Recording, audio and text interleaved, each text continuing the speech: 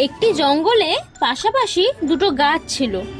একটি গাছে টুনি পাখির বাসা ছিল আর অন্য গাছটিতে দুষ্টু কাকের বাসা ছিল।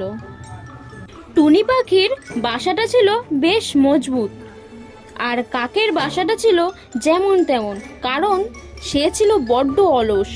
মাথায় সারাক্ষণ দুষ্টু মতলব ঘোরাঘুরি করত, কার কখন ছানা খাবো।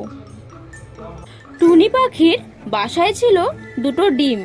মা টুনি ডিমগুলোকে খুব যত্নে আর আগলে রাখতো, আর কাকটা দূর থেকে দেখে ভাবতো কখন যে ডিম থেকে ছানা হবে আর আমি ছানাগুলোকে খাবো।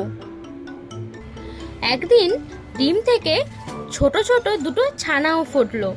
মা টুনি দুটো ছানাকে বাসার মধ্যে রেখে খাবারের সন্ধানে যেত, আর দুষ্টু কাক সাথে সাথে উড়ে এসে টুনির বাসার সামনে এসে বসতো আর ভাবতো যে কিভাবে ছানাগুলোকে খাওয়া যায়। হঠাৎ টুনি উড়ে এসে দেখলো কাক তার বাসার সামনে বসে আছে। তখন টুনটুনি বলল, কি কাক ভাই, কিছু দরকার আছে? কাক বলল, ও টুনি বোন, তুমি তোমার ছানাগুলোকে রেখে খাবারের খোঁজে গেছিলে, তাই ভাবলাম ছানাগুলো একা একা কি করছে দেখে আসি। টুনি বলল, ধন্যবাদ কাক ভাই।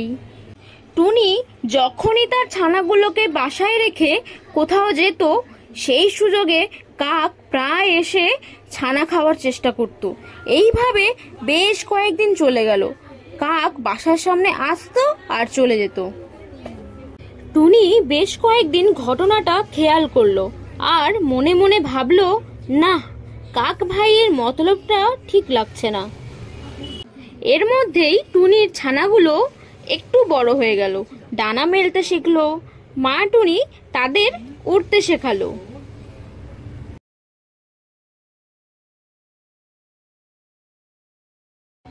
একদিন দুষ্টু কাক বাসায় না থাকার সুযোগে মা টুনি তার ছানাগুলোকে নিয়ে অন্য কোথাও উড়ে গেল এবং সেখানে ছানাদের নিয়ে সুখে শান্তিতে থাকতে শুরু করলো।